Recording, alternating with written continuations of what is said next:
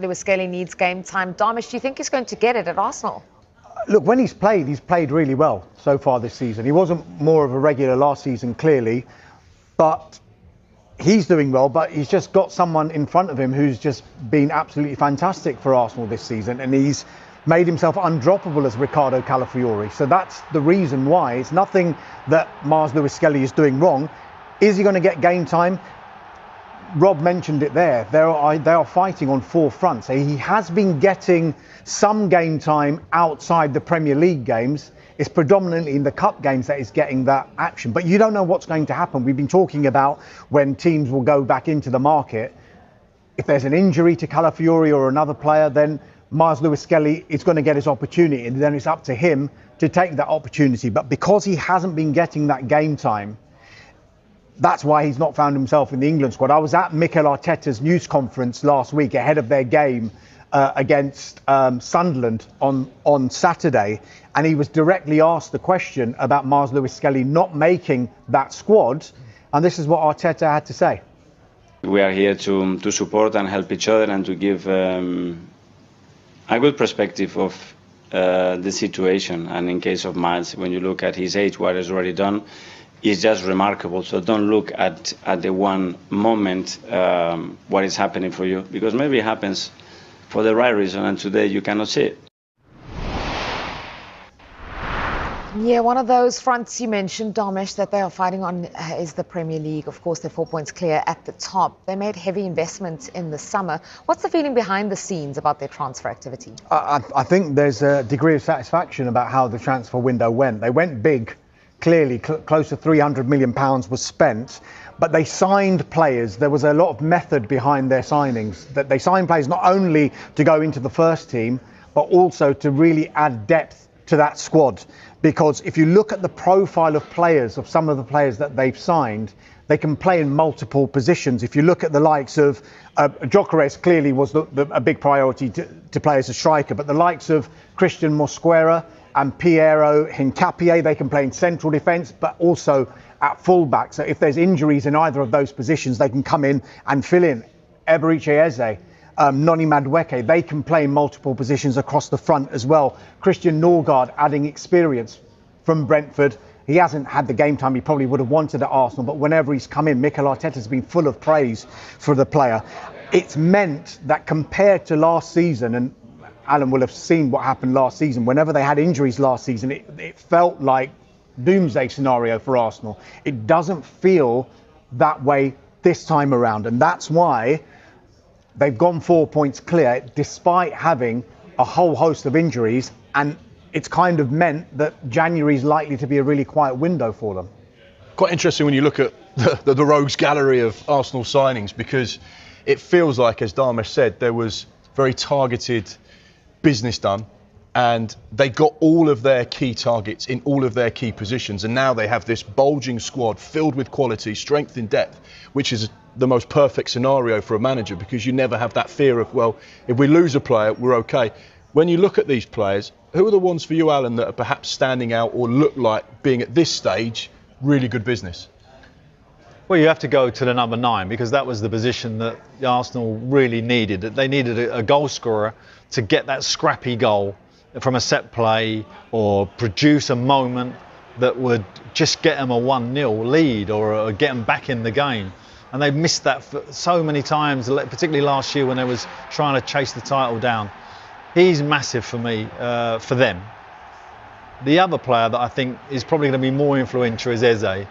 And the reason I say that is because I think Eze can play a number of roles in the team.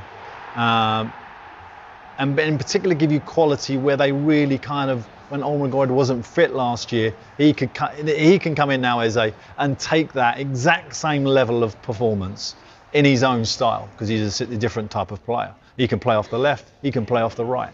So those two players in particular. I want to just come back to Miles Lewis Skelly, because this is important. This is an important thing.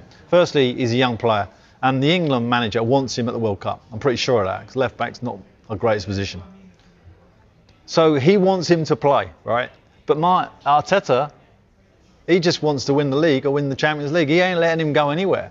So that's a difficult conversation. That young boy be knocking on the door with his agent. Can I see your gaffer? You know, I've got to play. Okay, don't worry, we've got Champions League games, I'll give you a game. That's what he's going to have to, that is going to be season. Yeah. And with my England hat on, I hope he gets enough games to get in the squad because he's a terrific young player. Yeah, back up in nearly every position. They've got about 2 world-class players in every position. No, they've bought really well, haven't they? Really well. So the question is, with your managerial hat on, Premier League managerial hat on, how do you keep everybody happy in that squad then? Well, it's always easier to keep it happy when you're winning. It's us Premier League managers, when we don't win, we have a very difficult dressing room at times, and that's what you have to negotiate with the squad to a degree of, you know, how you're going to play, give me a chance, Gaffer, etc., etc. When you're at Arsenal, you know, it is difficult when they win for the rest of the squad to keep banging on the door saying, come on, Gaffer, give me a game, because we have won. There's nothing to answer. What I would say is that you have to be very, very subtle around the group. You have to definitely give people opportunities. You definitely need to make changes when you're winning. You need to make changes in Champions League games, in Premier League games, to give game time, to justify all the transfers that they've done. Yeah, Thomas, that's important. I think you've kind of said there won't be much movement in January. Are there any other circumstances under which you expect them to bring someone in? I mean, Arsenal, it's not a window Arsenal usually go big in. And a lot of the big clubs don't usually go big in that window either. The last time they signed players in January was back in 2023. Leandro Trossard, Jakob Kivior and Jorginho, and 2 out of the 3 definitely were proved to be very successful signings. So we're not expecting them to do business. Back in January, they did try to bring in a striker. There was this clamour, wasn't there? Yeah. Arsenal have to buy a striker. They tried to get Ollie Watkins.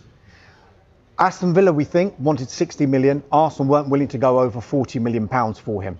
And so, despite the fans saying, why don't we just spend the money because we need a striker? Arsenal took a step back and said, we have to think about the impact this is going to have, not only now, but on our summer plans as well. So if they have a long-term strategy, Arsenal, which usually is directed towards a summer transfer window, then they can't just say, right, let's just go and spend this 60 million pounds in January, because it will have impacted them in the summer. And if you ask Arsenal fans back in January, yes, we do need a striker, and now fast forward to now and ask them, do you think Arsenal did the right thing by keeping their powder dry? I think more often than not, you will hear Arsenal fans saying, actually, we had a great summer transfer window. Would that have been completely possible had we gone out and spent big money in the January window? So I think with that in mind, it's very unlikely Arsenal will go big in this January's transfer window. And you've also got to remember, they're 4 points clear at the top of the table.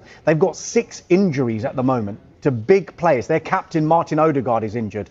Kai Havertz is injured. Gabriel Jesus, Noni Madueke, Victor Gyökeres, who Alan's just spoken about, and Gabriel Martinelli. They are all going to start coming back after the international break. And it's that old cliche, isn't it? It's going to feel like a new signing. But for some of them who haven't played at all this season, it's going to be a real boost for Arsenal. And then you'll think, this squad is looking really, really strong. Do we need to do anything in January anyway? Yeah, so fairly relaxed about any additions. Then what are your thoughts on that and their January business? I don't see them making any moves in January. I really don't. They could probably suffer 2 serious injuries between now and the end of January and still have enough cover. I genuinely feel that when you looked at Manchester City's performance at Liverpool at the weekend, you have to say they're probably the strongest challengers now to Arsenal winning the league. And if I was Arteta, I would still look in my dressing room and think I've got enough.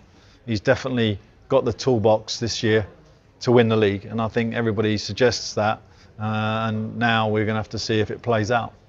Yeah, look at some of the summer signings there. It was one of the most expensive and exciting windows of all time, but we're 11 Premier League games in. Mark, who, if anyone, has truly lived up to their expectations? Because they're pretty big expectations with the kind of money involved. Well, like we say, £3 billion spent, and every single football fan is crying out for their club. Sign some players, spend some money, bring in some new faces. We're desperate to see it. And clubs sometimes are reluctant to go into the window, go into Europe to sign players that don't fit the bill. Because if you get it wrong, it can be an expensive mistake.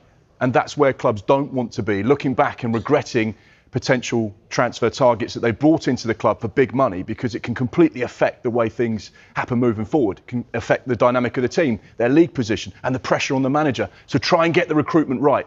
The other thing to point out, Joe, is when do you judge a new signing? Is it after 11 Premier League games, or do you need to give them 12 months, 18 months? And a lot of sporting directors and managers will say, look, we want the players to get off to the most fantastic start, but it's not always possible.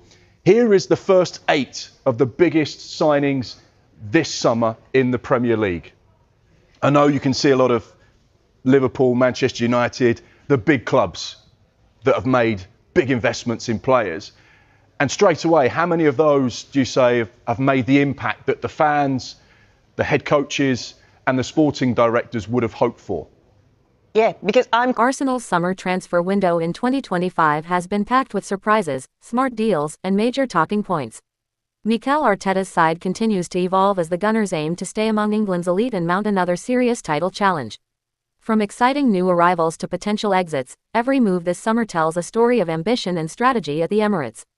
In this full transfer review, we break down every confirmed signing, what each player brings, how they fit Arteta's system, and which areas Arsenal have finally strengthened.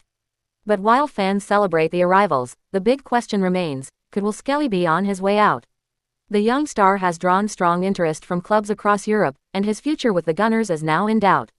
We'll take you inside the transfer dynamics, from Edu's negotiations to Arteta's tactical plans, exploring how these moves could shape Arsenal's performance across the Premier League, Champions League, and domestic cups. Has Arsenal finally built the depth and balance needed to go all the way, or is there still more work to be done before the window closes?